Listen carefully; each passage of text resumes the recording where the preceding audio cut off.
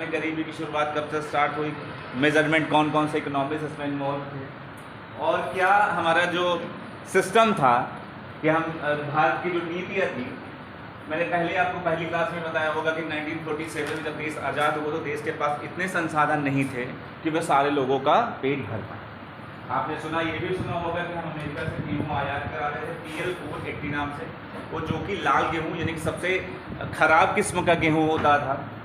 Situation बदली, 1965 में हम पाकिस्तान के साथ युद्ध हुए, लाल बहादुर शास्त्री ने देश के साथ आह्वान किया कि नहीं, अब आप लोग कम खाएंगे, थोड़ा फास्ट रखेंगे, और उन्होंने हरित क्रांति को बढ़ावा दिया, देश को संपन्न बनाया। जो गरीबी की अवधारणा की शुरुआत होती है वो इससे होती है कि एक व्यक्ति के लिए, हर व्यक्ति के लिए गरीबी के मायने अलग अलग हो सकते हैं। अगर मैं कहूँ कि मैं 10,000 कमा रहा हूँ लेकिन मैं अपने घर वालों को, आप लोग आगे आ जाइए, बहुत पीछे मत बैठिए, मुझे वहाँ पर घूमना पड़ेगा। तो हर व्यक्ति के लिए गरीबी के अपने मायने अलग अलग हो सकते हैं। एक व्यक्ति के लिए गरीबी हो सकती है कि उसके पास कार नहीं है। एक व्यक्ति जो अपना पेट नहीं भर पा रहा है, उसके लिए गरीबी के मायने ये हो सकते हैं। तो एक इकोनॉमिस्ट है, एक अफ्रीकन कंट्री में गए, जो कहानी मैंने सुनी है, तो उनको ये देखने के लिए भेजा गया कि आप ये पता करिए कि गरीबी की अगर आपको डिफाइन, क्योंकि हर आदमी के लिए गरीबी की परिभाषा अलग अलग है। आप ये कहें आपके पास हो सकता है बाइक ना हो, अपने आप को गरीब मान, और अगर आपसे किसी, आप अपने घर में भी पूछे किसी से, तो आप पूछे तो आपको क्या बोलेगा कि बस, अगर आप किसी से उसकी इनकम पूछे आए तो क्या बोलेगा, बस भाई दाल रोटी चल जाती है। यही सिंपल बोले, दाल रोटी चल जाती, पेट भर जाता है। वो ये नहीं बताया कि नहीं इतना पैसे कमा पाता। जो भारत में गरीबी की अवधारणा है, जो यूएस में गरीबी की अवधारणा है, यूएस में कोई भी व्यक्ति 1.90 US डॉलर से अगर कम कमा रहा है तो इसका मतलब वो गरीब है। 1.90 US डॉलर से कम कमा रहा है तो वो गरीब। इन्होंने अपनी डिफिनीशन को बाद में बदली और सितंबर 2022 में उन्होंने कहा कि नहीं, 2.15 अगर US डॉलर कमा रहा है, इससे जो व्यक्ति नीचे कमा रहा है वो गरीब। सितंबर 2022 में इन्होंने चेंज किया वो। लेकिन हमारे देश में ऐसा नहीं है। हमारे देश में ये है कि खर्च यानी व्यय पे डिसाइड होता है कि कोई व्यक्ति गरीब है कि अमीर है। जब उस इकोनॉमिक्स से ये वो पता करने गया गरीबी क्या है, तो एक औरत, बूढ़ी औरत जिसका चूल्हा ऐसे ही सूखा पड़ा था, कुछ नहीं जल रहा था, उसने ये कहा कि अगर इतना समझ लीजिए अगर ये चूल्हा जल गया तो मैं मानती हूँ कि मैं गरीबी से ऊपर हूँ। इसका मतलब उसके लिए गरीबी की जो डेफिनेशन वो ये है कि उसके लिए 2 वक्त का चूल्हा जल जा रहा है, यानी कि वो अपना केवल खाने के लिए भोजन पका पा रही, वही उसके लिए गरीबी की डेफिनेशन। तो हम एक गरीबी के स्टैंडर्ड कैसे सेट करें? हम ये मान लें कि कोई फला व्यक्ति 1.90 US डॉलर से कम कमा रहा है, बाद में आपने नया जो डिसाइड किया है कि 2.15 US डॉलर से कम कमा रहे हैं तो गरीब है। लेकिन जो हमारी जो इंडियन पृष्ठभूमि है, भारतीय पृष्ठभूमि है, वो ये कहती है कि हमने ये तय किया कि नहीं, कोई व्यक्ति कितना कमा रहा है इससे तय है कि कोई व्यक्ति कितना महीने में खर्च कर रहा है, क्या वो प्रतिदिन 33 रुपये इतना कैपेबल है कि वो इतने पैसे खर्च कर पा रहा है। आपने सुना होगा कि एक कमेटी ने कहा कि 2400 कैलोरी अगर ग्रामीण क्षेत्रों में अगर वो टेक कर रहा है, इनटेक मतलब यूज उसको मिल रही है, तब तो वो गरीबी रेखा से ऊपर है। शहरी क्षेत्रों में कहा कि 2100 कैलोरी से कम ले रहा है तो वो गरीबी रेखा से ऊपर, और अगर 2100 कैलोरी से एक भी कम हुआ जिसका मतलब गरीबी रेखा से नीचे। तो हम, और इन्होंने ग्रामीण क्षेत्रों में 2400 कैलोरी क्यों कहा? क्योंकि ग्रामीण क्षेत्रों में लोग फिजिकल एक्सरसाइज ज्यादा करते हैं एज कम्पेयर टू सिटी, तो इसलिए उन्होंने कहा कि 2400 होनी चाहिए। अगर इसी 2400 कैलोरी का मतलब ये कि आप कुछ ना कुछ खाएंगे, गेहूं, दाल, चावल, आटा, इसी 2400 कैलोरी जो चीजें आप इंटेक करेंगे, खाएंगे, उसी को अगर हम मॉनेटरी यानी मौद्रिक मूल्य में चेंज कर देंगे तो उसकी अमाउंट निकल के आ जाएगी। 2400 कैलोरी लेने के लिए आप कुछ ना कुछ तो खाएंगे, दाल खाएंगे, सब्जी खाएंगे, कुछ भी खाएंगे, तो जितना आप खाएंगे तो उसको हम ये कन्वर्ट कर लें कि इस भोजन से हमको इतनी कैलोरी मिलती है तो हमको इतना खाना पड़ेगा, उसको हम मल्टीप्लाई कर दें जिसकी मॉनेटरी वैल्यू है। अगर हम एक रोटी 5 रोटियां खा रहे हैं तो हो सकता है हमको आधा किलो आटा लगता हो, तो हम उसको मॉनेटरी वैल्यू कैलकुलेट करके ये कैलकुलेट करेंगे 2400 कैलोरी कितना हो रहा है। तो इसी के दर पर ये बताया गया कि शहरों में 33 रुपए के प्रतिदिन आदमी कमाना चाहिए, ग्रामीण क्षेत्रों में 27 रुपए कमाना। तो कहने का मतलब जो गरीबी जो अवधारणा है वो धीरे धीरे करके बदलती रही। तो सबसे पहले आप ये लिखिए गरीबी है।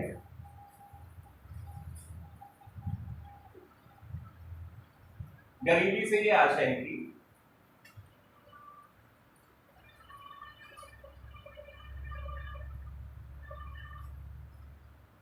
गरीबी से यह आशय है कि जिसमें व्यक्ति जीवन के निर्वाह जिसमें व्यक्ति जीवन निर्वाह के लिए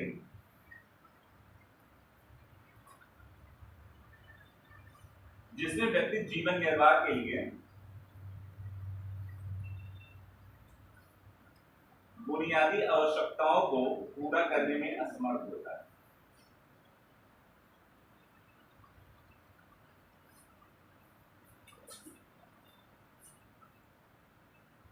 जीवन निर्वाह के लिए बुनियादी आवश्यकताओं को पूरा करने के लिए असमर्थ होता है।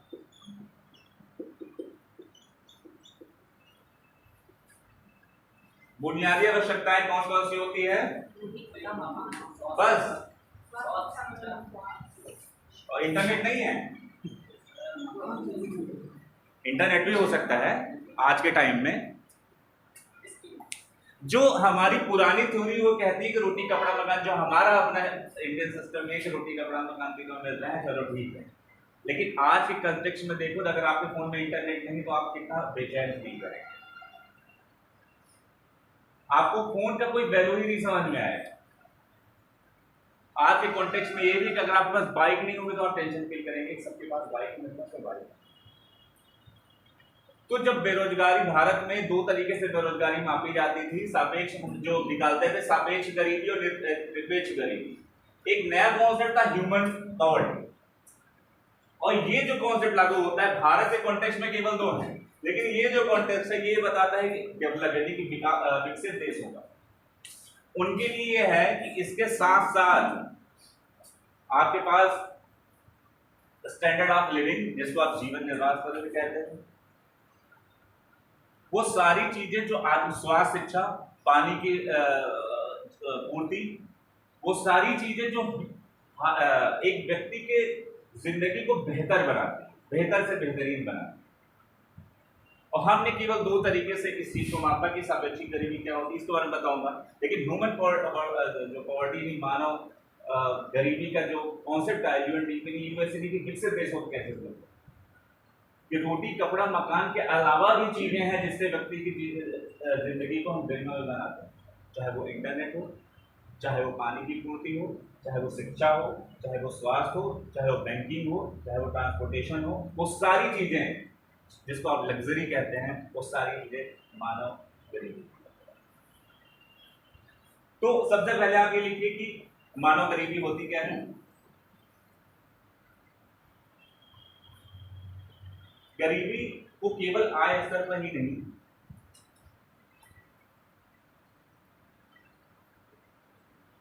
गरीबी को केवल आय स्तर पर ही नहीं,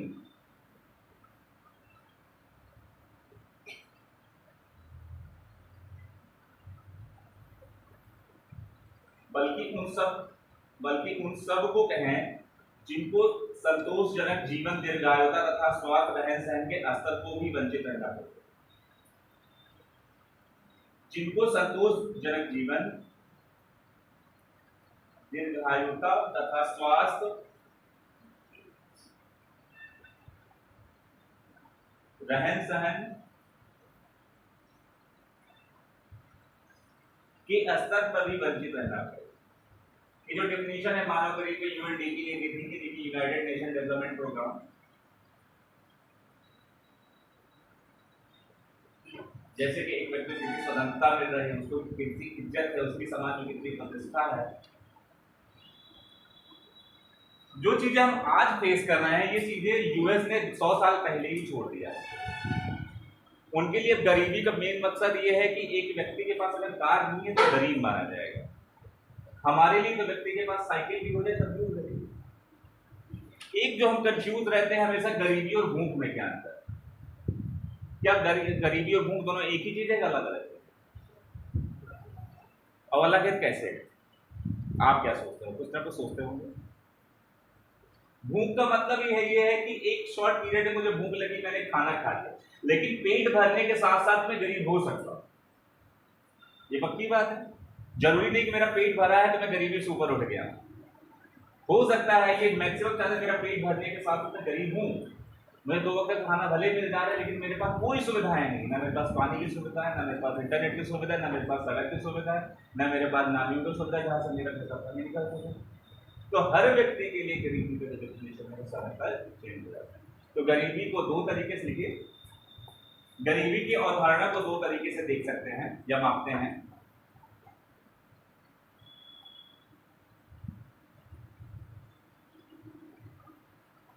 गरीबी की अवधारणा को 2 तरीके से देख सकते हैं। पहला है सापेक्ष गरीबी, रिलेटिव पॉवर्टी। सापेक्षिक गरीबी, रिलेटिव पॉवर्टी।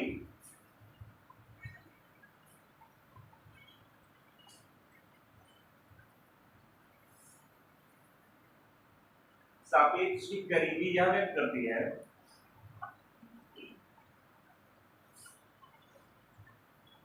सापेक्षिक गरीबी यह व्यक्त करती है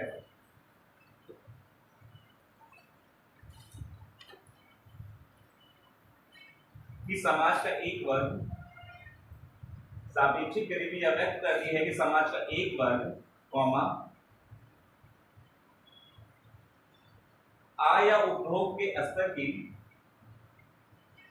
आय या उपभोग के स्तर की आय या उपभोग के स्तर की दृष्टि से संपूर्ण समाज या अर्थव्यवस्था के, जहां ज्यादा स्पीड हो जाएगी आप मुझे बता देंगे तो पीछे हो जाएंगे, उपभोग के स्तर की दृष्टि से संपूर्ण समाज या अर्थव्यवस्था की औसत आय या उपभोग के स्तर की दृष्टि से संपूर्ण समाज या अर्थव्यवस्था की औसत आय या उपभोग से नीचे,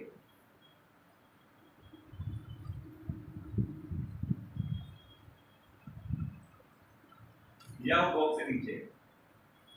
यह स्पष्ट करती है कि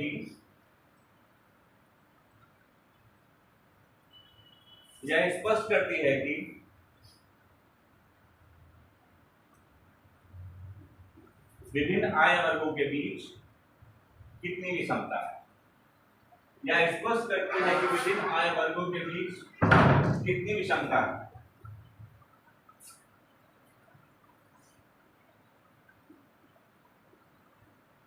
इसके अंतर्गत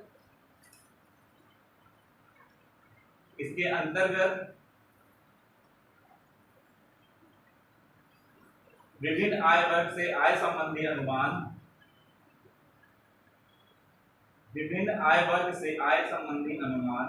लिए जाते हैं।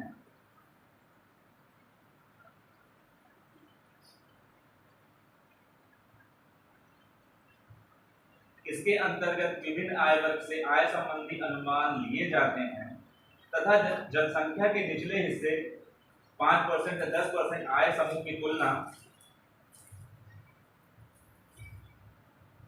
जनसंख्या के निचले 5% से 10% आय समूह की तुलना ऊपरी 5 से 10% आय समूह के साथ की जाती है तथा जनसंख्या के निचले 5% से 10% आय समूह की तुलना ऊपरी 5 से 10% आय समूह के साथ की जाती है। यह सापेक्षिक गरीबी को प्रदर्शित करता है।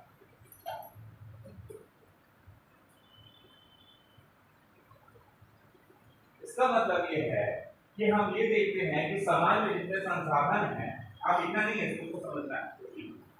इसका मतलब ये कि हम ये देखते हैं कि समाज में जितना रिसोर्सेज है, इसका मतलब 100 रुपए है, तो 100 रुपए में कुल हिस्सा लोगों के बीच में अगर बांटा जाए तो उसमें कितना % हिस्सा कितने लोगों के पास। समाज का जो आखिरी 10% है वो कितना होल्ड करता है पूरे रिसोर्सेज में से। समाज का जो आखिरी 10%, जिसको आप टॉप 10% कह लीजिए, कि जो ऊपरी 10% लोग हैं वो पूरे संसाधनों को कितना ऑक्यूपाई करते हैं। एक रिपोर्ट आई जिसको विषमता रिपोर्ट आई, उसमें ये बताया गया कि जो 90% रिसोर्सेज हैं, जो 60-70% रिसोर्सेज हैं, वो ऊपर के 10% है, जिसको आप कहते हैं अंबानी, अडानी, टाटा, बिरला, जो भी आप बड़े नाम ले सकते हैं, डालमिया, जिसको भी बोलते, उनकी 10% पॉपुलेशन पूरे 70% रिसोर्सेज में कब्जा जमाए, और बाकी की 90% पॉपुलेशन, जिनकी 90% पॉपुलेशन उनके पास रिसोर्सेज का एक्सेस केवल 30%। तो ऐसे समाज में इनइक्वालिटी बढ़ेगी, क्योंकि एक व्यक्ति के पास खाने के लिए, रोटी के लिए पैसे नहीं है, एक व्यक्ति के पास इतने पैसे हैं कि अगर सब कुछ खर्च कर दे तो उसके पास पैसे नहीं। एक आम आदमी को शादी करने के लिए 1 लाख रुपए का अरेंजमेंट नहीं कर पाता है, एक आदमी 10,000 करोड़ रुपए का लेके शादी करता है। तो जब किसी भी समाज में अगर इतनी विषमता बढ़ेगी तो जाहिर सी बात है उस समाज में तमाम तरीके का जो सोशियो इकोनॉमिक स्ट्रक्चर जिसको बोलते हैं वो भी चेंज होगा। मैंने पिछले एग्जाम्पल आपको दिया था कि आप जितनी पुरानी मूवीज उठा के देखिए, उसमें एक हीरो जो होता है वो हमेशा गरीब होता है, आप लोग देखते हो हीरो हमेशा गरीब होता है, और जो लड़की होती है, जो हीरोइन होती है, वो सबसे अमीर होती थी, और उसके अंत में क्या होता था, गरीब हीरो ने अमीर लड़की से शादी कर ली। वो क्यों दिखाया जा रहा था, और उसपे सबसे ज्यादा तालियां बजती थी थिएटर हॉल। वो ऐसा इसलिए होता था, आम आदमी को भी ये लगता था कि हाँ हम भी अमीर से शादी कर सकते, हम भी एक दिन अमीर हो सकते हैं, जबकि असलियत में ऐसा कुछ नहीं है। असलियत में वो 100 रुपए 150 रुपए दिन का कमा ले, ये उसके लिए बहुत बड़ी बात होगी। आप आज से 70, 80, 90 दशक सारी मूवीज को उठा के सारी की कहानी लगभग आपको सिमिलर मिलेगी। तो जो मूवी होती है, जो पिक्चर होता है, ये पूरा आपके सोसाइटी का रिफ्लेक्शन होता है, दर्पण होता है, ये बताता रहता है समाज में क्या होता है। आज धीरे धीरे कॉन्टेक्स्ट चेंज हो रहा है, आज की जो आप मूवीज देखेंगे वो अमीर है, लेकिन वो सिचुएशन चेंज हो रही है। अब आपको एनिमेशन मूवीज देखने, अब आपको फाइटिंग देखने को मिल रही है, क्योंकि अब समाज को वो गरीबी वाला सिस्टम नहीं चाहिए। अब उसको चाहिए कि एक बड़ी सी रेंज रोवर हो, BMW हो। पहले आज के समय में अगर मारुति 800 भी होती थी तो बड़ी बात मानी जाती, लेकिन आज के समय उसका कॉन्टेक्स्ट चेंज हो। तो कहने का मतलब ये सापेक्षी गरीबी ये बताती है कि ये मापने की कोशिश करती है जो ऊपर के 10% लोग हैं, यानी कि 90-100 जो 10% लोग, वो संसाधनों को कितना होल्ड किए होते, उनके पास कितना एक्सेस, और जो नीचे के 10% उनके पास है, लेकिन दोनों को भी कंट्रोल करते हैं। दूसरा आप लिखिए, ये एब्सोल्यूट पावर्टी, इसको बोलते हैं निरपेक्ष गरीबी। आपको जहां नहीं समझ में आएगा मुझसे पूछ लेंगे। अभी ये मत लिखिए, सापेक्षिक गरीबी को मापने के 2 तरीके हैं। आपने नाम सुना होगा, बहुत फेमस नाम होगा, लॉरेंज कर्व। ये बता दो फिर मैं निरपेक्ष गरीबी बताता हूं। लॉरेंज कर्व ये कभी कभी वन लाइनर में आता है। मैक्स लॉरेंज इनका पूरा नाम है। 1905 में इन्होंने एक लॉरेंज कर्व की डेफिनेशन दी थी, वो क्या थी मैं आपको बताता हूं।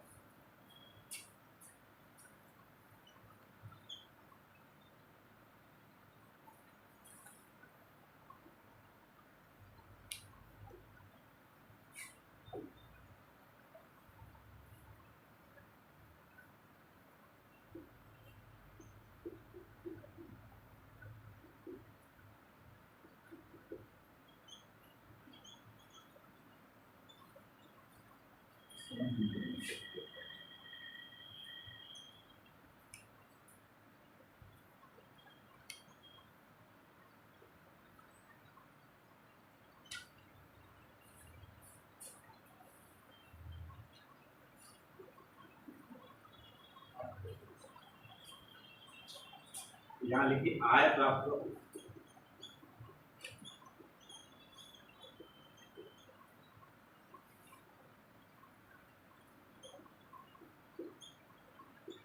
ये क्वेश्चन बहुत आता है, फेमस है। लॉरेंज वक्र का हम कैसे यूज करते हैं, दूसरा क्या है ये, इसको बोलते हैं निरपेक्ष समता रेखा।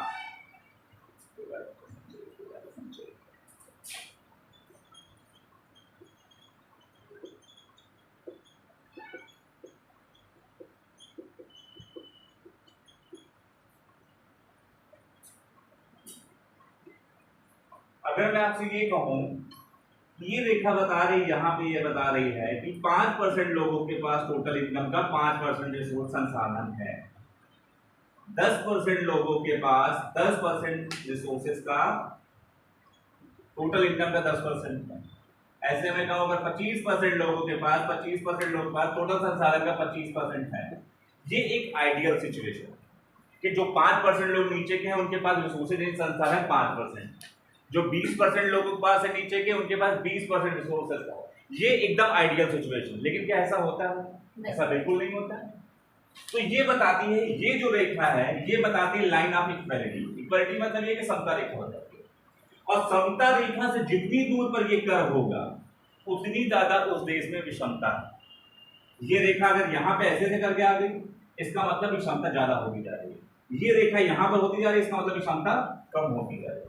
जो ये कर्व है जितना ज्यादा इस लाइन ऑफ इक्वालिटी के करीब होगा, इसका मतलब कि समता है, उस समाज में लोगों के पास रिसोर्सेज संसाधनों का एक्सेस इजी है, आसान है।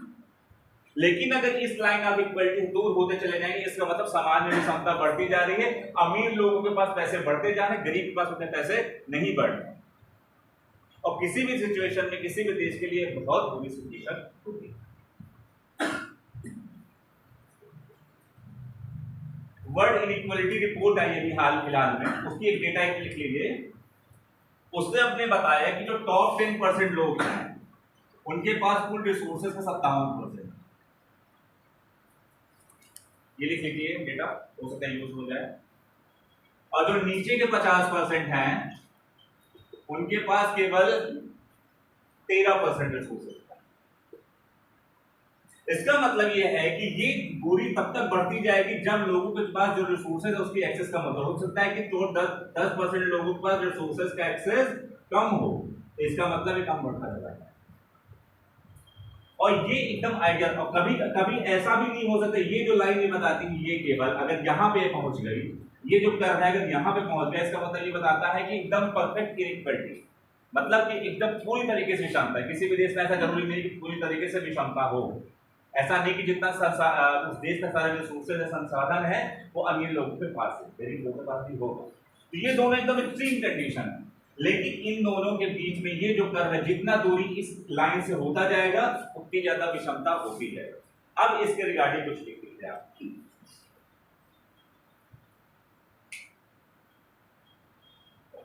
लॉरेंज वक्र को खींचने के लिए ये कॉन्सेप्ट समझ में आएंगे क्या है? ये इजी है ना? ये अगर आपसे पूछ ले कि समता रेखा से जो कर्व जितनी दूरी पर होते जाएगा, इसका मतलब विषमता उतनी ज्यादा होगी। जितना ज्यादा ये कर्व लाइन ऑफ इक्वालिटी या समता रेखा के पास होता जाएगा, इसका मतलब विषमता कम होती जाएगी। लेकिन लॉरेंज कर्व को खींचने के लिए हम एक्स अक्ष पर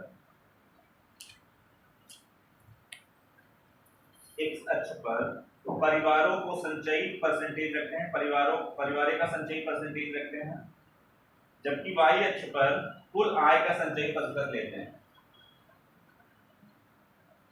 परिवारों का या रिसोर्सेज का संसाधनों का, या वाई अक्ष पर कुल आय का संचयी प्रतिशत लेते हैं। जो मैंने लिखा हुआ है वही लिखा हुआ, आय का संचयी प्रतिशत लेते हैं। यह 0 से शुरू होकर 100 पर समाप्त होगी।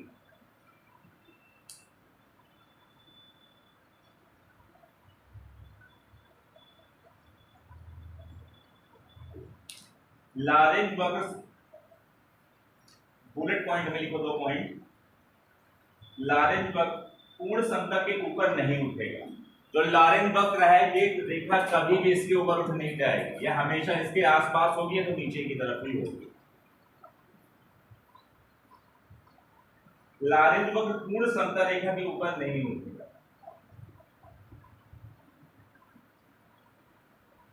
जितनी असमानता होगी उतना ही उत्तल होता जाएगा। उत्तल का मतलब ये कि उतना ही ये इधर की तरफ मूव करता हुआ चला जाएगा।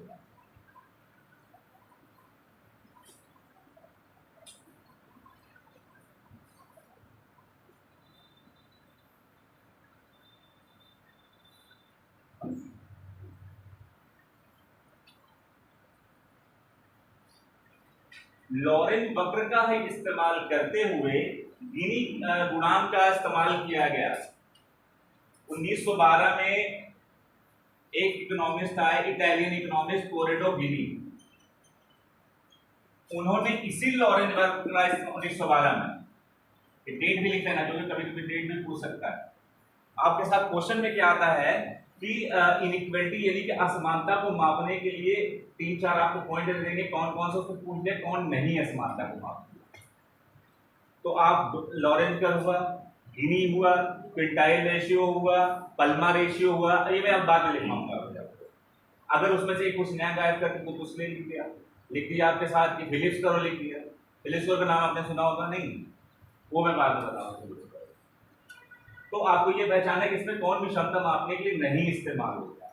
तो आपको अगर पता है क्षमता मापने के लिए भी क्षमता मापने का तो जान रहे हैं, और जिसमें जो नहीं होगा वो अलग से लिख देगा। तो आपने कहां तक लिखा? हाँ, लिखे गिनी गुणांक,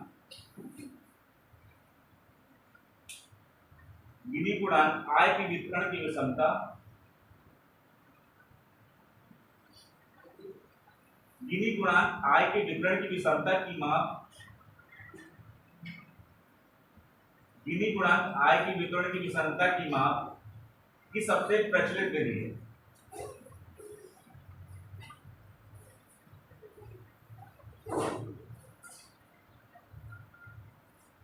आय के वितरण की विषमता की माप की सबसे प्रचलित विधि है जो आय के प्रत्येक युग्म को, जो आय के प्रत्येक युग्म के बीच,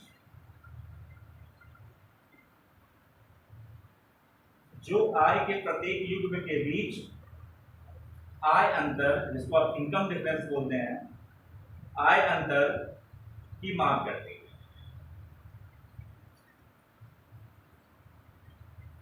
यह वास्तविक लारेंज कर्व, यह वास्तविक लारेंज कर्व, लारेंज वक्र,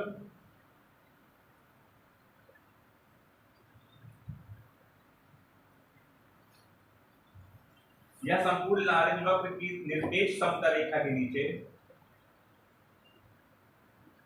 लारेंज वक्र के निरपेक्ष समता रेखा के नीचे के संपूर्ण क्षेत्र के बीच, लारेंज वक्र के निरपेक्ष समता रेखा के नीचे के संपूर्ण क्षेत्र के बीच अनुपात प्रस्तुत करता है।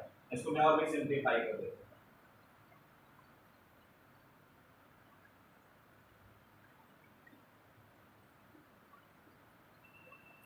यह वास्तविक लारेंज वक्र की निरपेक्ष समता रेखा के नीचे के संपूर्ण क्षेत्र के बीच अनुपात प्रस्तुत करता है। गिरी ने क्या किया? गिरी ने ये पूरा चित्र देखा और इसी के बेसिस पर उन्होंने कहा कि अगर हमको गिनी गुणांक निकालना है तो जो ये छायांकित भाग है ये ए, जिसको आप गिनी कोएफिशिएंट भी बोलते हैं, तो ट्रायंगल बता रहा है, ये एरिया बता रहा है, या आप ऐसे ए आर लिखिए। ये जो छायांकित भाग है हम टोटल के भाग में डिवाइड कर देंगे, हमारा गिनी गुणांक आ जाएगा। मतलब ये जो छायांकित भाग है ए, और ये जो ट्रायंगल है पूरा का पूरा, यदि समता रेखा के नीचे जो ट्रायंगल पूरा बन रहा है इसको हम ले लेंगे। इसको हम क्या लिख सकते हैं? ओ ए सी लिख सकते हैं, ट्रायंगल का ओ ए सी एरिया, यही गिनी कोएफिशिएंट, और इसी का इस्तेमाल करके उन्होंने विषमता रेखा को निकाला। जो क्षेत्रफल यानी कि जो एरिया शेडेड एरिया है, इसको हिंदी में आप लोग लिखिए गिनी गुणांक बराबर छायांकित क्षेत्रफल, कोष्टक में ए डाल लीजिए, ये चित्र जरूर बना लीजिएगा। गिनी गुणांक बराबर छायांकित क्षेत्रफल कोष्टक में ए अपान समता रेखा के नीचे का, समता रेखा के नीचे का संपूर्ण क्षेत्रफल, जिसको आप कह सकते हैं O a triangle OAC area, area triangle OAC. ये निकालना बहुत ही सिंपल, अगर आपको ये मालूम चल जाए तो आप पूरे के ट्रायंगल का निकाल के आप आसानी से मालूम कर सकते हैं। ये गिनी ने कहा, ठीक है, यहां तक कंफ्यूजन कोई नहीं। आप कुछ पॉइंट लिख लीजिए। यदि जी बराबर 0, मतलब जी मतलब गिनी, उन्होंने कुछ बातें बताई, पॉइंट्स में लिखेंगे इसको। यदि जी बराबर 0 तो प्रत्येक व्यक्ति को एक ही आय मिल रही है।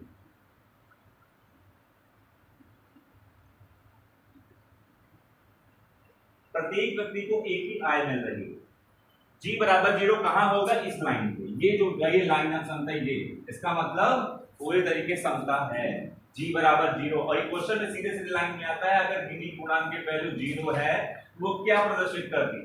वो ये प्रदर्शित करती है कि जो समता है वो रिसोर्सेज है सबके बीच में इक्वल बटे हुए हैं। 5% लोग 5% रिसोर्सेज प्राप्त कर रहे हैं, 50% लोग 50%। अगर जी बराबर 1 हो, जी बराबर 1 कब होगा? जब ये ऐसे होगा।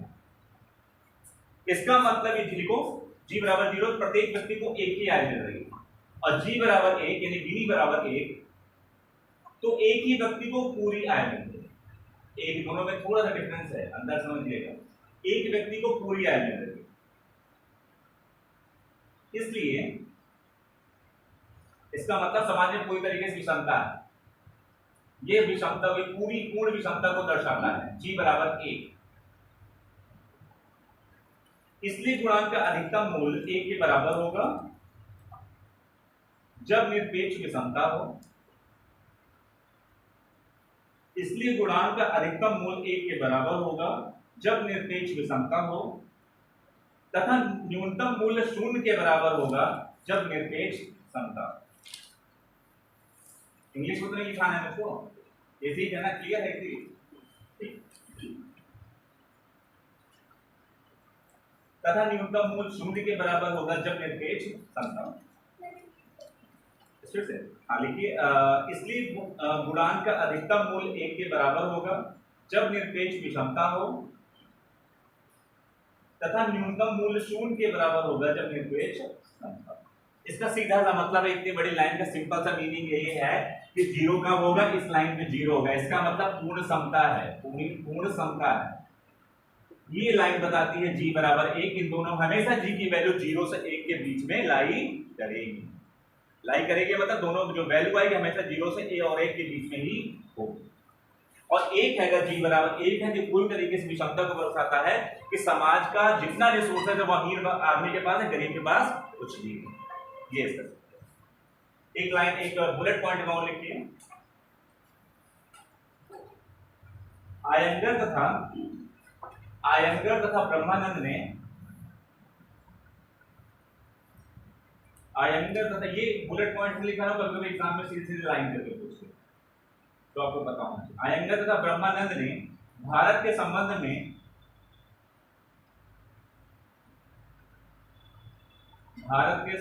में पहली पंचवर्षीय योजना से लेकर छठी पंचवर्षीय योजना तक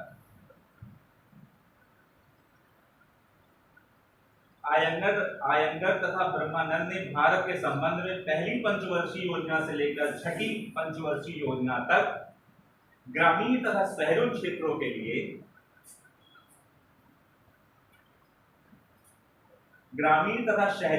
के लिए उपभोग व्यय पर लारेंज तथा गिनी वक्र पर ही गुणांक निकाला।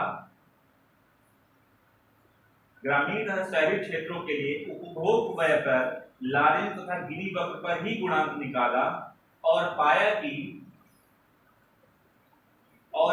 कि ग्रामीण एवं शहरी क्षेत्रों की आर्थिक विषमता ज्यों की त्यों है, मतलब कि एज इट इज है वैसे रुको पे लिखा है। एक लाइन लंबी कर देते हैं वो छूट जाता है। अच्छा पूरा लिखा। अब ध्यान दीजिए सर, कलम रुक जाए तो लीजिए, दिख गया। अच्छा ठीक है। ग्रामीण तथा शहरी क्षेत्रों के लिए उपभोग व्यय पर लारेंज तथा गिनी वक्र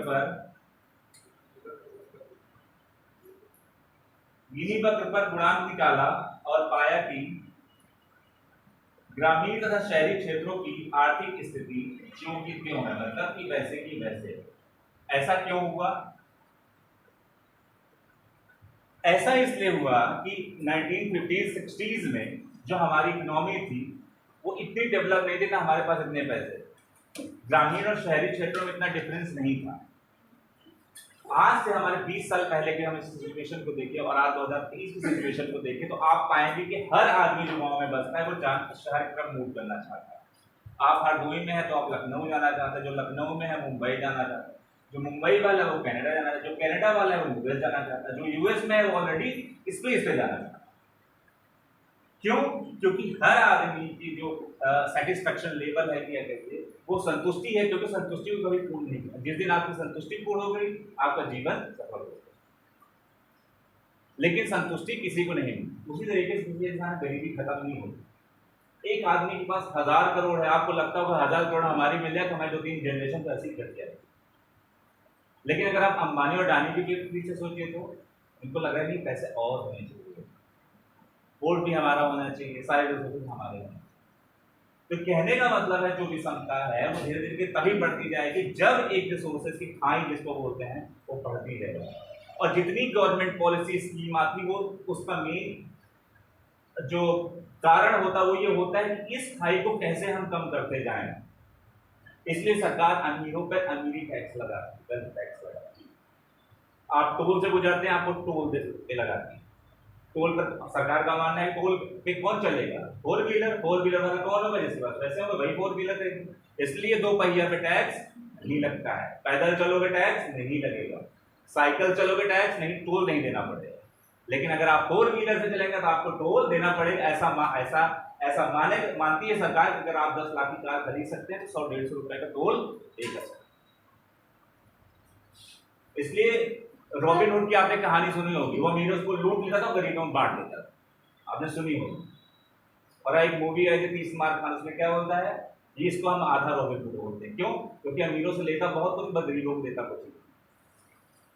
तो ये जो रॉबिन अभी कभी सरकार में बोलते हैं कि रॉबिन हुड टैक्स लगा रहे हैं, गब्बर सिंह टैक्स लगा रहे हैं। इसका मतलब आप इतना टैक्सेशन लगा रहे हैं तो मिडिल मैन कैसे टैक्स पे करेगा? और साथ ही साथ वो आपको गरीब आदमी को 5 किलो राशन जो गेहूं दे रहा है या चना दे रहे हैं, इसलिए दे रहे हैं ताकि कम से कम मिनिमम लेवल आप नीड अपनी कंप्लीट कर सकें। अगर उनका सारा पैसा खाने में ही खर्च होगा तो बाकी चीजें वो कब करेंगे? जैसे सरकार ने कहा हम आपको 5 किलो गेहूं दे रहे हैं, चावल दे रहे हैं, चीनी दे रहे हैं, घी दे रहे हैं, केरोसिन ऑयल दे रहे हैं, अभी बंद हो गया, इसलिए दे रहे हैं ताकि आप कम से कम भूख से निश्चित रहेगा, आप भूख से नहीं मरेंगे। अब आपके पास जो पैसे बचने हैं आप उसके लिए और सारी आप कपड़े खरीदा, आपने जो भी चीजें खरीदी। तो इसके पीछे कहानी है। अगला लिखिए, निरपेक्ष गरीबी।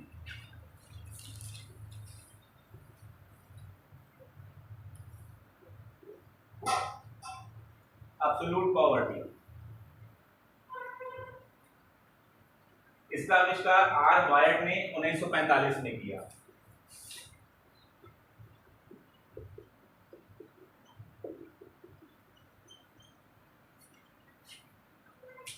थोड़ा सा बड़ा है, आपको लिखना पड़ेगा।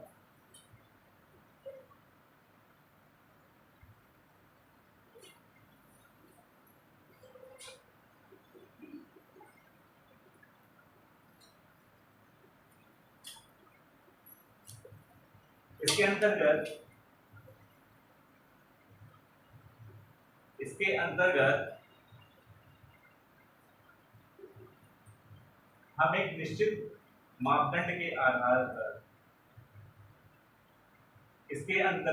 हम एक निश्चित मापदंड के आधार पर तय करते हैं कि कितने लोग इस मापदंड के नीचे हैं,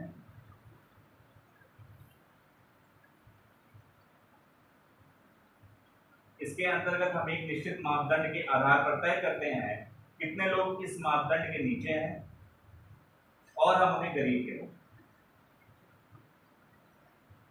इसलिए हम गरीबी रेखा का निर्धारण करते हैं। इसलिए हम गरीबी रेखा के निर्धारण के लिए क्या बोलूं, धीरे और धीरे, इसके लिए हम गरीबी रेखा के निर्धारण के लिए एक व्यक्ति के जीवन निर्वाह के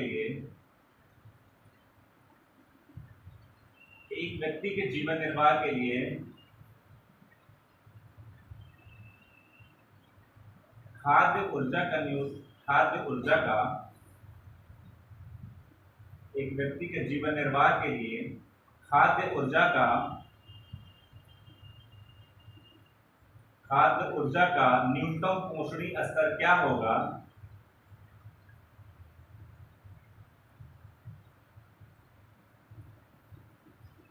एक व्यक्ति के जीवन निर्वाह के लिए खाद्य ऊर्जा का न्यूनतम पोषणीय स्तर क्या होगा जिसे हम प्रतिदिन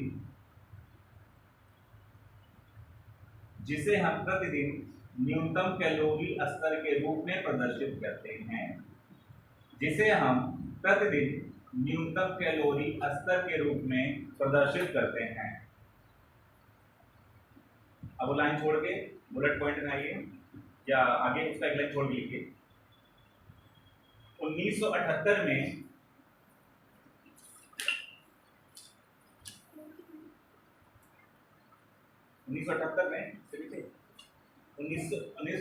योजना आयोग ने, जो कि आज नीति आयोग है, भारत में गरीबी का जो निर्धारण होता है वो योजना आयोग पहले करता था, आज के समय में नीति आयोग करता है। 1978 में योजना आयोग ने निर्धारित किया कि जो 2400-2100 कैलोरी की बात आप सुनते हैं, इसको योजना आयोग ने 1978 में निर्धारित किया। 1978 में योजना आयोग ने निर्धारित किया कि ग्रामीण क्षेत्रों में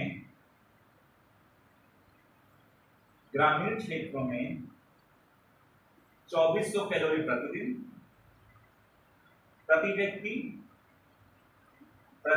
व्यक्ति तथा शहरी क्षेत्रों में 2100 कैलोरी की मात्रा निश्चित की गई।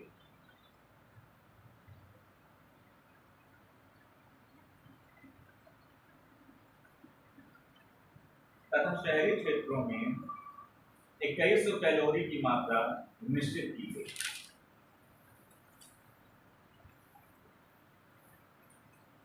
इस कैलोरी को प्राप्त करने के लिए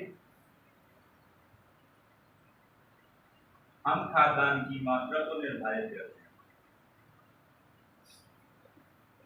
इस कैलोरी को प्राप्त करने के लिए हम खाद्यान्न की मात्रा को निर्धारित करते हैं। मैं कुछ ज्यादा तो नहीं लिखा रहा हूँ, नॉर्मली मैं इतना लिखाता नहीं, जितना मैं कम से कम 6-7 दिन लिखा रहा हूँ, लेकिन मुझे इंस्ट्रक्ट किया गया है कि आपको लिखाना है वहाँ। उनके पास एक सब्सटेंशियल मटेरियल होना चाहिए जिसको पढ़ के तो लिखने में तकलीफ नहीं ना सर आप लोगों को? ऐसा नहीं कि कुछ फालतू की मैंने बड़ा काट छाट के निकाल के लिया है जो आपको वनडे एग्जामिनेशन में काफी काम देता है। ये पूछ रहा है क्योंकि मैंने भी एसएससी का पेपर दिया है 2018, तो 5 नंबर से नहीं हुआ, नहीं याद सीरियल पहली बार ऐसे ही दिया था, लेकिन किस्मत तो कुछ और था, आप लोगों ने बैठा नहीं। फिलहाल इस कैलोरी को प्राप्त करने के लिए हम खाद्यान्न की मात्रा निर्धारित करते हैं तथा उसे मूल स्तर पर व्यक्त करके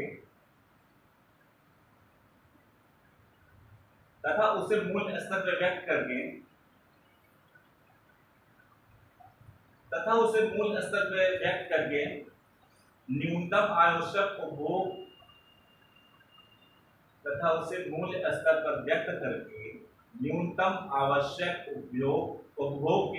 उपभोग व्यय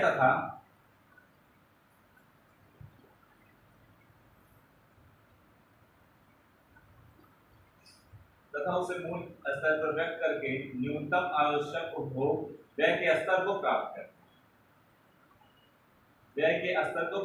हैं।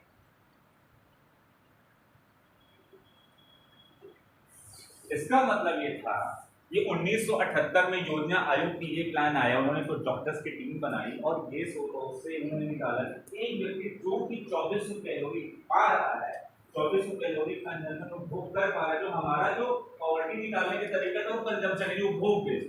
हम ही नहीं कहते कि आप इतने पैसे कमा रहे हो तब आप गिरी से इतने ऊपर हो जाओगे, नहीं, आप कितना खर्च कर रहे हो। यानी अगर आपको 2400 कैलोरी की ऊर्जा प्रतिदिन एक व्यक्ति को मिल रही है ग्रामीण क्षेत्रों में, तो गरीबी रेखा से ऊपर। आप कुछ भी खा रहे हैं लेकिन आपको दिन भर में 2400 कैलोरी मिल रहा है। शहरी क्षेत्रों में कहा 2100 कैलोरी से नीचे अगर उसको मिल रही है प्रतिदिन प्रति व्यक्ति शहरी क्षेत्रों में, तो वो व्यक्ति गरीबी रेखा से ऊपर। तो क्या ऐसा पॉसिबल है? क्या ऐसा केवल हम कंजम्पशन के लिए, लेकिन बाद में डेफिनेशन धीरे धीरे करके चेंज हो गई। तमाम तरह की कमेटियां उन्होंने सुझाया कि नहीं, जीवन को सुधारने के लिए, गरीबी को दूर करने के लिए इसके अलावा बहुत सारे जैसे आज के अगर करंट सीजनों में हम बात करें तो रोटी कपड़ा मकान से केवल आपका घर नहीं चलेगा, उसके लिए आपके पास इंटरनेट की सुविधा होना चाहिए। सर ये कैसे नापेगा व्यक्ति की कितने कैलोरी हमने खाना खाया है, तो कैसे नापेगा? ये व्यक्ति नापेंगे तो एक रोटी से हम ये निकाल लेंगे कि एक रोटी में कितनी कैलोरी मिलती है, डॉक्टर्स बताएंगे कुछ है एक रोटी में कितनी कैलोरी मिलती है, एक केला खाते हैं उसमें कितनी कैलोरी होती है, ये सारा का सारा चार्ट होता है। इवन अगर एक संतरा भी खाएंगे तो उससे आप बता सकते हैं कि उसमें कितनी कैलोरी ऊर्जा होगी। तो अगर हम ये मान ले कि एक रोटी में 20 कैलोरी ऊर्जा है, तो अगर 5 रोटी खाते हैं तो 5 रोटी से आपको 100 कैलोरी ऊर्जा रोटी से मिल चुकी है। सब्जी में कितनी होगी, दाल खाएंगे आप कितनी होगी, सलाद कितना खाएंगे, तो उससे उससे उसका पूरा एक चार्ट बनेगा कि आप इतना अगर खा पा रहे हैं तो आपको इतनी कैलोरी ऊर्जा मिल पा रही है। ये बहुत आसान है, ऐसा नहीं, बहुत टफ नहीं है। आपने कहा होगा ना जो डाइटिशियन होते हैं एक चार्ट आपको देते हैं, बहुत आदमी बहुत आपको वजन कम करना है तो आप ये डाइटिशियन का चार्ट फॉलो करिए कि आपको अपने डेली नीड्स के लिए इतनी ऊर्जा की जरूरत है, इससे ज्यादा खाएंगे तो आपकी ऊर्जा वो सेव होगी, इसको आप बोलते हैं मोटापा बढ़ रहा है। तो क्या है, वो एनर्जी फैटी बढ़ रहा है। तो अगर आप इतना खाए, इसलिए हम डाइटिशियन के चार्ट को फॉलो करते हैं कि इतना खाइए, इतना ऊर्जा आपको जीवन जीने की, ऐसा नहीं कि बहुत ज्यादा ऊर्जा की जरूरत है, आपको एक नॉमिनल ऊर्जा की जरूरत है। तो कभी कभी डाइटिशियन आपको ये भी बताता है कि आपको ये सोचिए कि आपको ये तय करना है खाना कब है, हम खाना क्यों खाते हैं, हम इसलिए खाते हैं भाई टाइम में चलो खा लेते हैं, क्योंकि फ्री में मिल रहा है कभी हम खा जाते हैं। अब खाना खाना है 3 बजे इसलिए हमको खाना है, सुबह हमको 9 बजे नाश्ते ऑफिस जाना है इसलिए हमको खाना है, जबकि ऐसा होता है नहीं, जब आपको भूख लगे तभी खाना। लेकिन हम खाना तमाम तरीके से खाते हैं जो कि हमारे शरीर में, जिसको आप बोलते हैं एनर्जी स्टोर हो गई है, या जिसको आप बोले फैट बढ़ रहा है आपका, जिसको आप बोले कैलोरी बढ़ रही है। तो कहने का मतलब एक व्यक्ति को 2400 कैलोरी नापना बहुत मुश्किल काम नहीं है। एक आपको चार्ट अगर डाइटिशियन आप देखें मिड डे मील में नहीं, जो सरकारी स्कूल उनके उसमें चार्ट बना होता है कि सोमवार को ये खाना मिलेगा, मंगलवार को, वो प्रॉपर डॉक्टर की रिकमेंडेशन से बना होता है कि एक व्यक्ति को, एक छोटे बच्चे को कितनी कैलोरी ऊर्जा की जरूरत है, उसी हिसाब से वो चार्ट बनाए। हालांकि वो फॉलो होता है नहीं होता ये दूसरा बात है, लेकिन जो चार्ट बना होता है वो ऐसे नहीं खा सकता, ऐसे नहीं और प्रॉपर डॉक्टर की रिकमेंडेशन के बाद ही बनता है। अगला पॉइंट लिखिए, गरीबी का सेन, एके सेन को अमर कुमार सेन को 1998 वेलफेयर इकोनॉमिक्स के क्षेत्र में नोबेल पुरस्कार उनका था कि गरीबी का सेन दृष्टिकोण लिखे। दूसरी अगली लाइन में, गरीबी का सेन दृष्टिकोण इस पर आधारित है कि, गरीबी का सेन दृष्टिकोण इस पर आधारित है कि गरीबी रेखा के नीचे आने वाले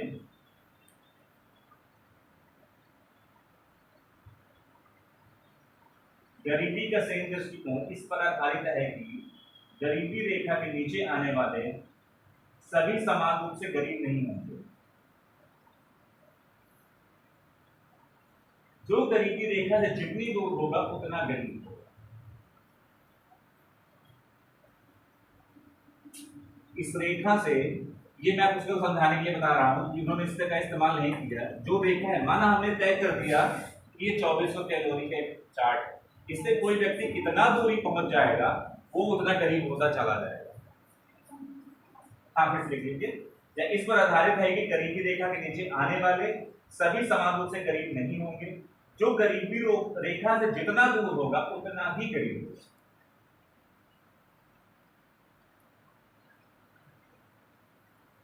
एक लाइन को छोड़ के लिखिए।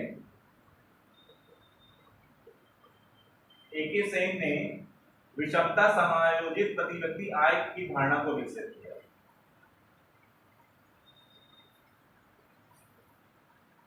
अमर कुमार सेन या एके सेन ने विषमता समायोजित प्रति व्यक्ति आय धारणा को विकसित किया।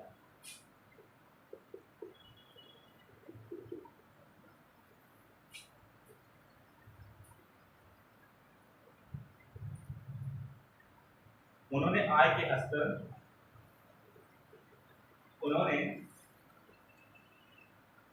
के स्तर तथा उसके वितरण के आयाम को, उन्होंने आय के स्तर तथा उसके वितरण के आयाम को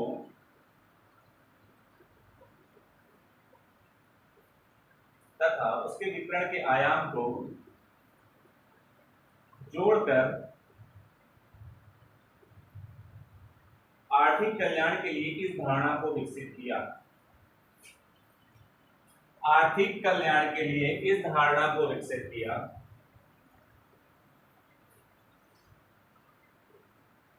आर्थिक कल्याण के लिए इस धारणा को विकसित किया। ये फॉर्मूला लिखिए, W is equal to mu 1 minus g.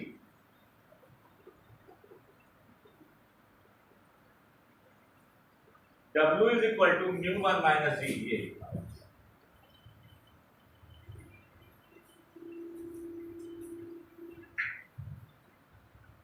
W का मतलब है वेलफेयर, कल्याण। लिख लीजिए एक साइड में, दाहिने साइड में W is equal to welfare या कल्याण।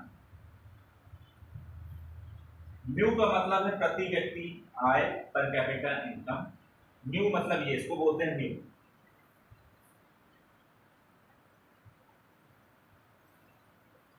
जी का मतलब है इनकम इनइक्वालिटी या इनइक्वालिटी ऑफ इनकम, जो भी।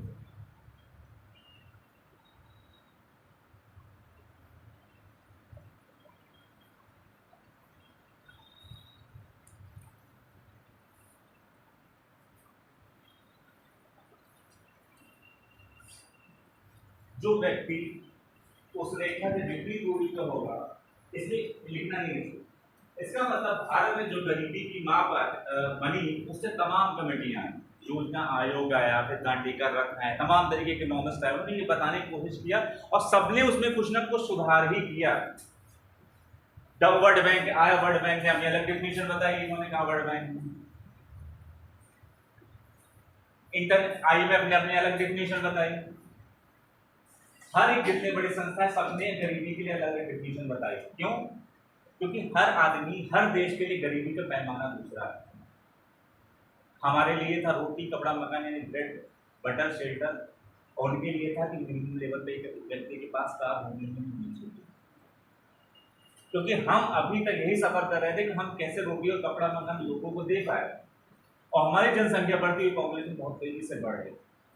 चाइना और हमें, चीन और भारत दोनों ने अपनी ग्रोथ स्ट्रेटजी एकदम बराबर थे। समझिए, दोनों ने विकास अपना साथ शुरू किया, दोनों एक समय बहुत गरीब हैं। लेकिन चाइना की पॉलिसी 1980 के बाद ऐसा क्या परिवर्तन कर दिया कि वो हमसे आज 50 साल आगे निकल गया। 1980 तक भारत और चीन दोनों समान रूप से ग्रोथ कर रहे थे। एक वर्ड आता है हिंदू रेट ऑफ ग्रोथ। अभी आपने रघुराम से एक इकोनॉमिस्ट ने यूज किया Hindu growth rate. Hindu growth rate का मतलब यह है कि जो विकास से जो ग्रोथ की रफ्तार है वो जो 2.5% 3% के आसपास है, बहुत ज्यादा बढ़ नहीं रही। ये क्वेश्चन आया हुआ है हिंदू रेट ऑफ ग्रोथ क्या। हिंदू रेट ऑफ ग्रोथ मतलब कि जो जीडीपी का विकास हो रहा है, जो जीडीपी बढ़ रही हो 2%, 2.5%, 3%, बहुत ज्यादा स्लो रेट से बढ़े, बहुत तेजी से नहीं बढ़े। 1980 तक भारत और चीन दोनों एक ही नाव में सवार। 1980 के बाद चाइना, जो काम हमने 1991 में किया, जिसको आप बोलते हैं न्यू इकोनॉमिक पॉलिसी या न्यू इकोनॉमिक रिफॉर्म, जो हमने किया, वही काम चाइना ने 10 साल पहले हमसे किया। उन्होंने क्या किया कि सबसे पहले अपने देश से मैन्युफैक्चरिंग यूनिट सकता। आप जो भी सामान आज इस्तेमाल करते हैं उसमें कहीं ना कहीं चाइना का रोल होता है। अगर आप उठा के देखेंगे, हो सकता है कोई आप बोलते हो हम इंडियन ब्रांड के ये फोन यूज कर रहे हैं, लेकिन उसका जो अंदर का पार्ट बना हुआ वो चाइना से बना, उसकी जो चिप बनी वो मदरबोर्ड फोन का, वो चाइना का बना। तो उन्होंने अपनी पूरी जनसंख्या को पूरी तरीके से, आज आप जो मूर्तियां खरीदते हैं या कुछ भी खरीदते हैं, जो वो तक चीन के होता है, दिया तक आपको चीन का बना। इसका मतलब ये कि जो पर यूनिट कॉस्ट है उनके प्रोडक्ट की, वो हमारे प्रोडक्ट की कंपेरिजन बहुत चीप है, बहुत सस्ते है। और आज वो हमसे 50 साल आगे निकल गए, चाहे ग्रोथ रेट में देखिए। तो कहने का मतलब ये कि धीरे धीरे जितना ज्यादा आप किसी भी देश की इंडस्ट्रियलाइज होगा या औद्योगिकरण होगा, औद्योगिकरण के बहुत सारे नुकसान भी हैं, केवल हर किसी भी चीज का केवल फायदा ही नहीं होता। लेकिन हम चूंकि अब पॉजिटिव माइंड से पढ़ रहे हैं, तो हम ये बताएंगे कि कैसे कैसे लोगों का विकास हो, कैसे उन्होंने गरीबी के दुष्चक्र से बाहर निकाला। डॉक्टर मनमोहन सिंह की गवर्नमेंट 2006 से जब 2013-14 के बीच में रही, तो उन्होंने ये कहा कि हमने करीब 27 करोड़ लोगों को गरीबी के जाल से बाहर निकाला। इसका मतलब ये है जो उनकी गवर्नमेंट जो पॉलिसीज थी वो पीपल प्रो मतलब कि लोगों के साथ है। उन्होंने कहा कि आपने सुना होगा कि फूड सिक्योरिटी लाया। फूड सिक्योरिटी क्या मतलब था कि सबके लिए भोजन की व्यवस्था में फूड फॉर ऑल इंश्योर करना था, ताकि भारत में कोई व्यक्ति भूख से ना मरे। तो हम अगला पॉइंट ये लिखेंगे कि भारत में गरीबी रेखा की माप कैसे करें। देखिए हेडिंग डालिए, भारत में गरीबी रेखा की माप।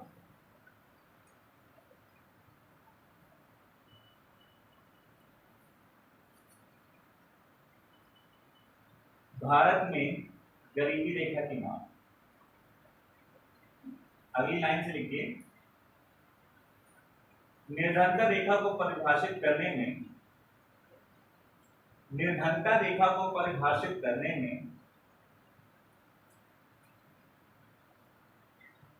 निर्धनता रेखा को परिभाषित करने में हम सामान्यतया दो बातें देखते हैं।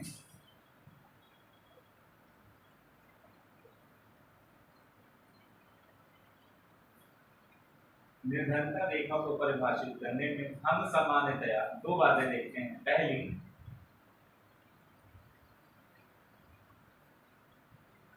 किसी व्यक्ति के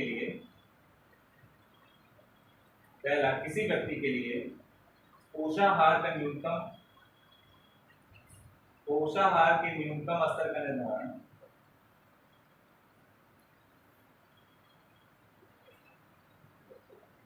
किसी व्यक्ति के लिए पोषाहार के न्यूनतम स्तर का निर्धारण। दूसरा,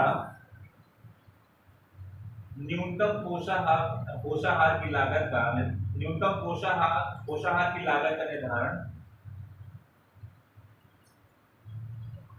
पोषाहार की लागत का निर्धारण, कॉमा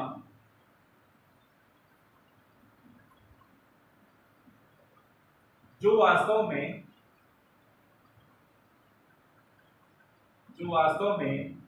किया जाने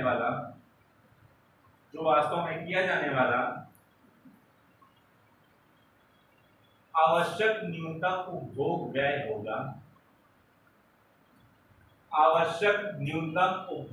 होगा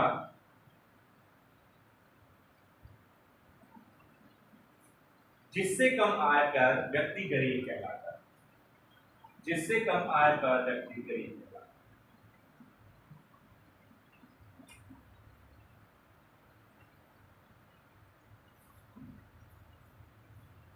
जिससे कम आय पर व्यक्ति गरीब कहलाता है। अर्थशास्त्रियों के सामने सबसे बड़ी चुनौती ये थी कि हम इस गरीबी का निर्धारण कैसे करें। सबसे पहले हम एक रेखा सेट करते हैं, हम एक अमाउंट सेट करते हैं कि इससे व्यक्ति का कम कराना है। जैसे एक हाइपोथेटिकल एग्जांपल, सिंपल से एग्जांपल ले लें कि एक व्यक्ति जो कि 35 रुपए कमाता है, 35 रुपए से अगर कम कमा रहा है तो वो गरीब है शहरी क्षेत्र में। एक व्यक्ति जो 27 रुपए से कम कमा रहा है तो गरीब है। अगर उसका पैसा 32 रुपए हुआ तब भी वो गरीब है। अगर वो 33 से 34 रुपए ही कमा रहा है तब भी अमीर हो जाएगा। एक व्यक्ति जो ग्रामीण क्षेत्रों में 26 रुपए कमा रहा है वो गरीब है, और जो 28 कमा रहा है वो अमीर आ गया। इसका मतलब ये चैलेंज था, क्योंकि हमको एक बाउंड्री सेट करनी ही थी।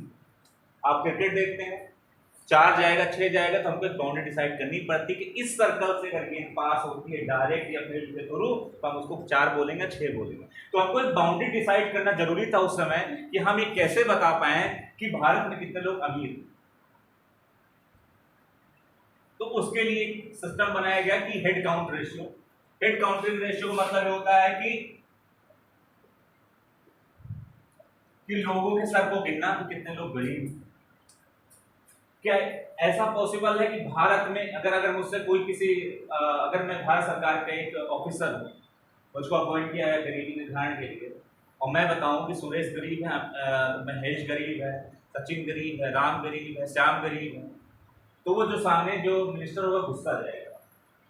वैसे बात है, क्योंकि 140 करोड़ की पॉपुलेशन है, कितना तुम नाम बताओगे।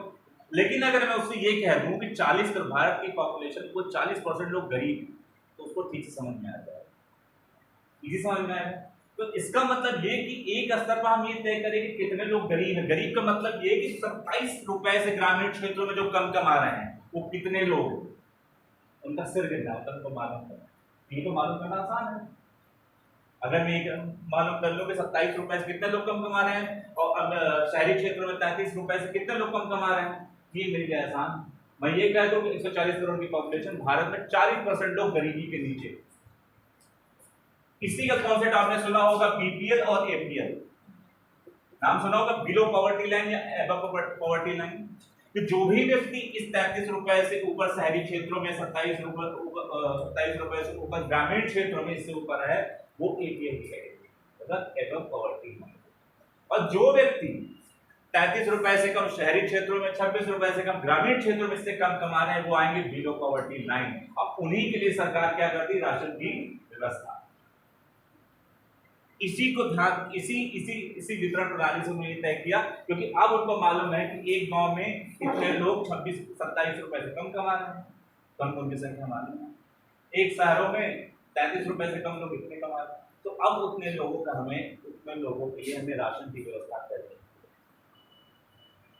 लेकिन कोरोना के टाइम ऐसा सिचुएशन आ गया कि लोग बाहर निकल ही नहीं सकते थे।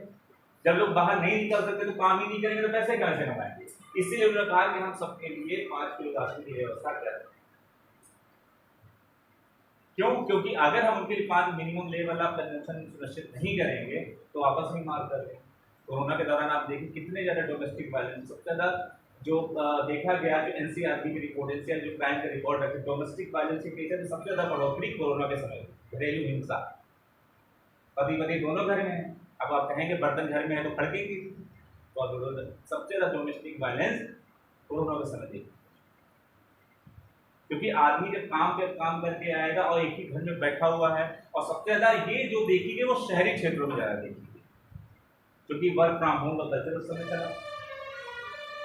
पति तमाम, आप न्यूज पढ़ते रहे होंगे, पति तमाम तरीके से डिमांड कर रहा है, खाने में ये बनाओ, खाने में वो बनाओ, नहीं बात बनी, कितने सबसे ज्यादा डाइवोर्स केसेस हुए। ये सब चीजें जुड़ी हुई है एक दूसरे से। और जो व्यक्ति जो दिन भर 100 रुपए कमाता था उसके लिए तो और मुसीबत की बात है, ऐसे बाहर निकलता तो 100-200 रुपए दिहाड़ी कमा सकता था। लेकिन जब सब कुछ लॉकडाउन है तो उस सिचुएशन में कैसे बाहर निकलता? तो सरकार ने कहा नहीं, हमको बाहर जाने की जरूरत नहीं है, हम आपको 15 दिन में 1 किलो चना, 5 किलो गेहूँ, 5 किलो चावल की व्यवस्था करेंगे कि आपको खिला के शांति से घुमा के खा पी के बैठे रहेंगे, बाहर जाने।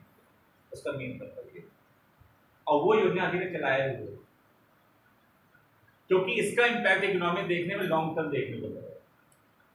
और ऐसा नहीं केवल हमने इसको, बहुत सारी इकोनॉमिक्स ने बहुत सारा। लेकिन इससे एक बात हमको तमाम चीजें और निकल के, वो दूसरी चर्चा का विषय है। लेकिन अब हम ये देखेंगे कि भारत में, लिखिए अगला पॉइंट, भारत में उपभोग व्यय को एकत्रित करने की मुख्यतः 2 रास्ते अपनाया है। हम ये जो उपभोग कर रहे हैं, जो एक्सपेंडिचर कर रहे हैं, जो पैसे खर्च कर रहे हैं, उसको हम जो डेटा कलेक्ट कर रहे हैं, कैसे कलेक्ट, उसको हम कैसे कलेक्ट करेंगे, हम कैसे मानेंगे कि एक व्यक्ति कितना खर्च कर रहा है, या हम क्या डेटा लेंगे, मतलब हम ये जानने की कोशिश करेंगे जो व्यक्ति खर्च कर रहा है किस डेटा को लेंगे। हम 7 दिन को डेटा को लेंगे, क्या हम 1 महीने के डेटा को लेंगे, 1 महीना कितना खर्च कर रहा है? क्योंकि हमारे पास समस्या है कि क्या हम 7 दिन के डेटा, 10 दिन के डेटा को लेके पाए कि हम 1 महीने के डेटा को लेके बताएं। क्योंकि जब हम किसी भी पॉलिसी को एक लाइन सेट करते हैं तो जाहिर सी बात वो लाइन सबके लिए बराबर होनी चाहिए, गोल पोस्ट सबके लिए बराबर होना चाहिए। ऐसा नहीं कि ये जो आपको बाउंड्री है, आपके लिए अलग बाउंड्री, मेरे लिए अलग बाउंड्री, क्योंकि जब लोग सकते हैं सबके लिए बाउंड्री एक ही हो। तो हम हेडिंग में लिखिए, आपको भारत में उपभोग व्यय को एकत्रित करने के, स्टार बना के लिखिएगा, भारत में उपभोग व्यय को एकत्रित करने के मुख्यतः 2 रास्ते अपनाए जाते हैं। अब इसमें थोड़ा लिखना आपको बहुत ज्यादा है, लिखना पड़ेगा थोड़ा सा।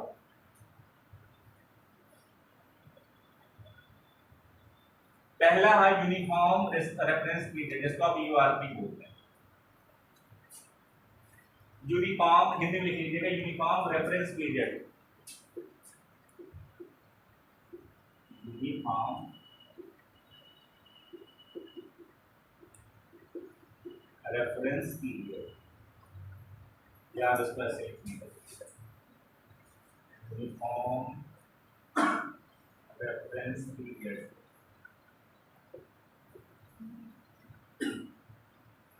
बोर तो नहीं हो रहा आपको? बोर हो रहा है तो मुझे बता देना था, उससे बंद कर दो। अरे कंट्री तो ठीक। यूआरपी को एनएसएसओ कलेक्ट करता है। एनएसओ जानते क्या होता है? एनएसओ अभी हो गया है, आपने नाम सुना होगा सीएसओ, एनएसओ का नाम सुना होगा आपने। एनएसओ हो गया है, अब सीएसओ और एनएसओ को मिला के एनएसओ बना दिया गया। एनएसओ क्या होता है?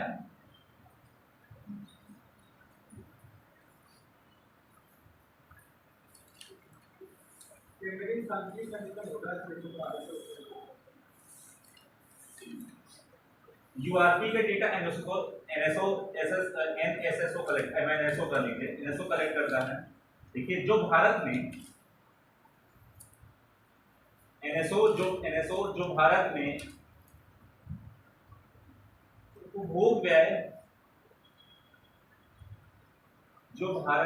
उपभोग व्यय इकट्ठा करने की एकमात्र एजेंसी है।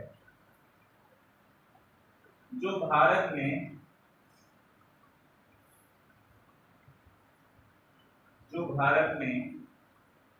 उपभोग व्यय इकट्ठा करने की एकमात्र एजेंसी है, जिसमें लोगों के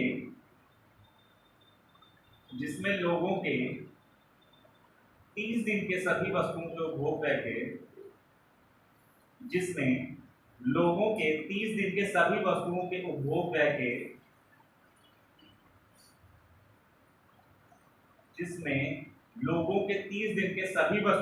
उपभोग व्यय के संबंध में आंकड़े कर। इसका मतलब यह हुआ कि एक महीने 30 दिन के अंदर जो चीजें आप इकट्ठी करते, जैसे कि इसमें आते हैं स्वास्थ्य, शिक्षा, टिकाऊ वस्त्र, जूते, चप्पल, चिकित्सा अवसर आते हैं, उसका एक सेट बनाती है कि 30 दिन के अंदर आपका इसमें कितना आपका खर्चा होगा, और इसका 30 दिन का डेटा लेके उसके बेसिस पे यूआरपी को निकालती है, जो कि एनएसओ करता है।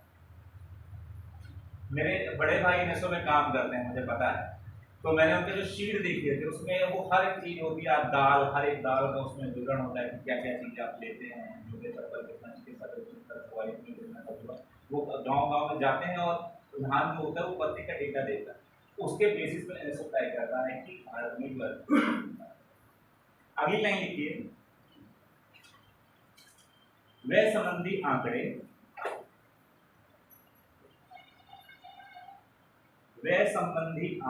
एमआरपी यानी मिक्स्ड रेफरेंस पीरियड, व्यय संबंधी आंकड़े MRP mixed reference period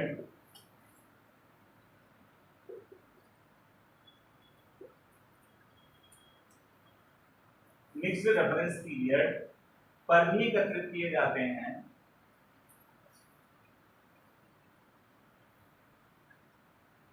mixed reference period पर भी एकत्रित किए जाते हैं, जिसके अंतर्गत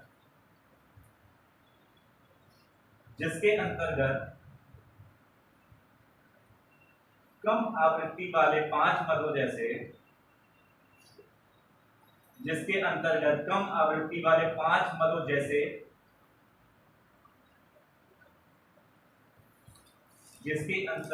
कम आवृत्ति वाले मतलब जो फ्रीक्वेंट यूज नहीं होते, लगातार यूज नहीं होते, जैसे आपको ऐसा नहीं कि रोज हॉस्पिटल में जाना पड़ेगा, आप कभी बीमार पड़े तो चले गए, जूते भी आप एक बार खरीदेंगे तो कभी 2 महीने बाद, 3 महीने बाद पड़ जाएंगे खरीदेंगे, या 6 महीने बाद खरीदेंगे। ऐसा नहीं कि आप रोज जूते खरीदेंगे, है ना, ऐसा नहीं कि आप रोज चप्पल खरीदेंगे, ऐसा ये नहीं कि आप रोज कोई ड्यूरेबल की फ्रिज खरीदेंगे, वॉशिंग मशीन खरीदेंगे, ये साल भर 2 साल में एक बार खरीदेंगे। तो इसका आवृत्ति का मतलब ये है कि 5 मदे जो है स्वास्थ्य, शिक्षा, वस्त्र, टिकाऊ उपभोग, जूते चप्पल आदि वस्तुएं इत्यादि पूर्ण विराम लगाइए।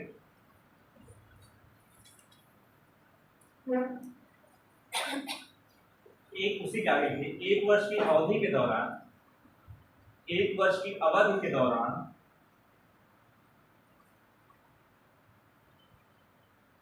तथा शेष 3 दिन की अवधि के दौरान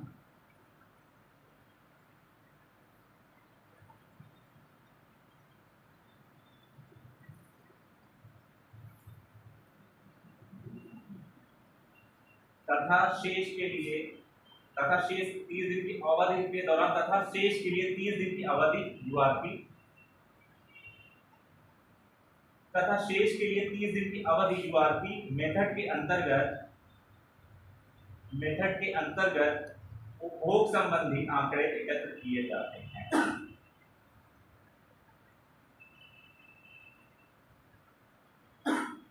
फिर से लिख लीजिए, 1 वर्ष की अवधि के दौरान तथा शेष 30 दिन की अवधि के दौरान तथा शेष के लिए 30 दिन की अवधि यूआरपी मेथड के अंतर्गत उपभोग संबंधी आंकड़े एकत्र किए जाते हैं। इसी के एक लाइन और लिख लीजिए, सुरेश तेंदुलकर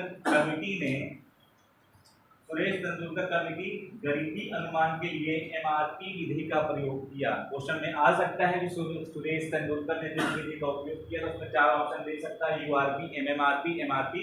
किस विधि या इनमें से कोई ने किस विधि का इस्तेमाल किया? उसमें है एमआरपी विधि का इस्तेमाल किया, यानी कि मिक्स्ड रेफरेंस पीरियड, इसी का इस्तेमाल।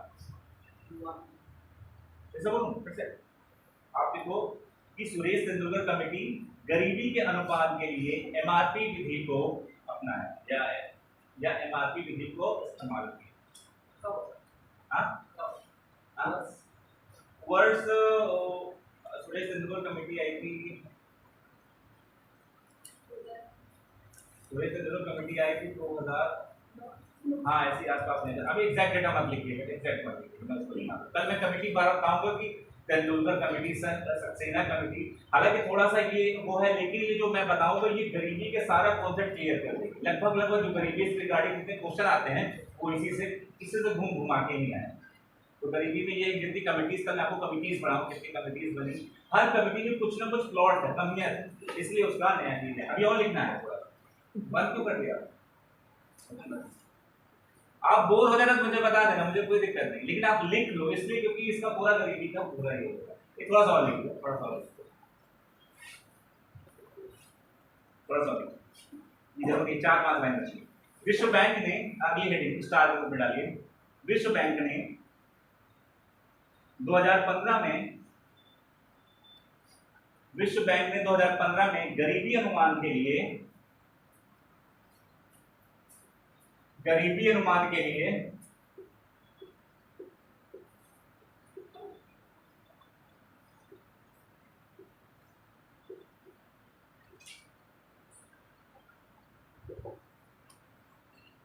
एमएमआरपी मॉडिफाइड मिक्स्ड रेफरेंस पीरियड का प्रयोग किया। ये जो यूआरपी एमआरपी बन रहा है, वो क्या रहा है कि जो नया इकोनॉमिस्ट आ रहा है उसे थोड़ा सा चेंजेस करके उसका नया नाम मॉडिफाइड कर देगा। एक ने कहा कि हम 7 दिन का डेटा लेंगे, तो दूसरे ने कहा कि हम 7 दिन का डेटा ले सकते हैं, 30 दिन का कंजम्पशन पैटर्न देख लें, यानी उपभोग का स्तर देख लें। एक नया इन्होंने कहा कि नहीं थोड़ा सा और इसमें लो, तो ये थोड़ा ज्यादा ठीक लग रहा है। ठीक, मॉडिफाइड मिक्स्ड रेफरेंस पीरियड का प्रयोग किया। इसके अंतर्गत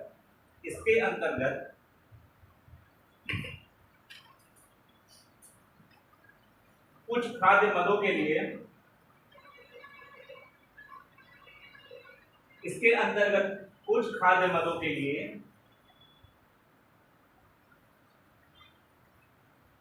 कुछ खाद्य मदों के लिए 30 दिन की अवधि के स्थान पर कुछ खाद्य मदों के लिए 30 दिन की अवधि के स्थान पर 7 दिन की अवधि ली जाती है।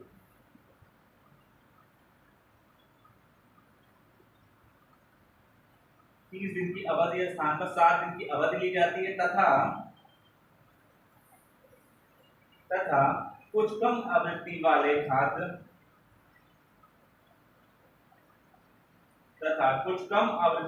खाद्य जिनको पहले 30 दिन के दौरान रखा जाता है, उन्हें 365 दिनों के अंतर्गत डाल दिया जाता है। फिर से सुनिए, इसके अंतर्गत कुछ खाद्य मदों के लिए 30 दिन की अवधि के स्थान पर 7 दिन की अवधि ली जाती है तथा कुछ कम आवृत्ति वाले खाद्य जिनको पहले 30 दिन के दौरान रखा जाता है, उन्हें 365 दिनों के अंतर्गत रखा जाता है या डाल दिया जाता है। जो कि एमएमआरपी विधि उपभोग व्यय को सही से विभाजित करती है।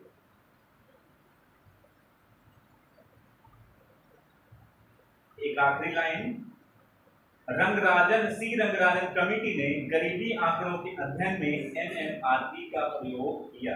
क्वेश्चन में आता है रंगराजन कमेटी ने गरीबी आकलन